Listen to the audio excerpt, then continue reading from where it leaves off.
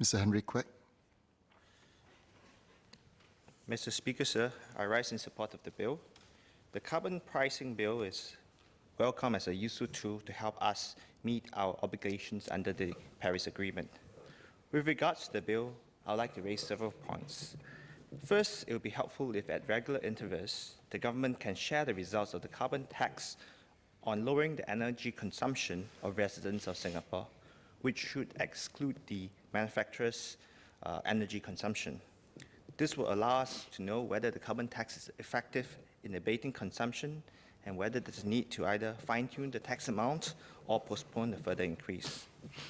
Second of all, I hope that the government will consider mitigating the additional cost of living for not just the most vulnerable Singaporeans, which the Minister of Finance have announced, but also for our retirees and our sandwich class.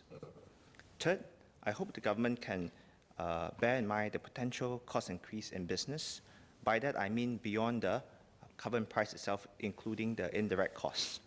Can the government share with us the likely indirect compliance and administration costs that carbon-emitting industries will have to incur? And have we worked hard to ensure that the compliance and administrative cost is not too onerous? For example, will companies have to hire dedicated and specific resources to see through this in addition to the corporation?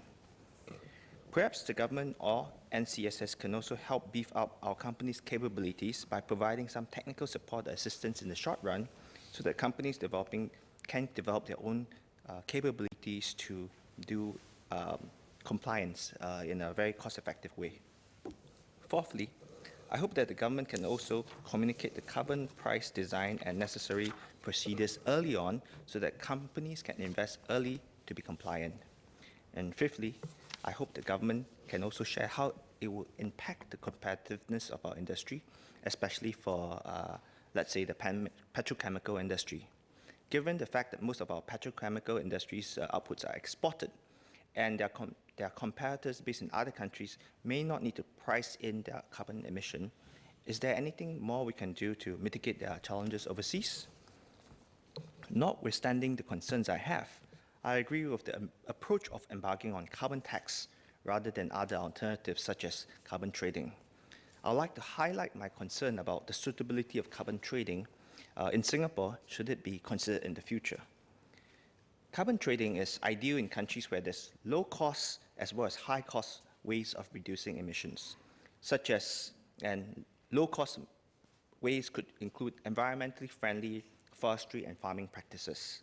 In this way, carbon trading encourages the society to do two things. One, to reduce carbon emission, but two, find a way for companies to negotiate among each other and to find the cheapest way to achieve the reduction. However, I'd like to point out that for Singapore, our carbon emission companies are concentrated in, I believe, the petrochemical, power generation, and manufacturing sectors. So they are quite homogeneous in their carbon emission approaches. And we don't have, let's say, forestry and farming industry. So there's very little arbitrage opportunities for us from different industries.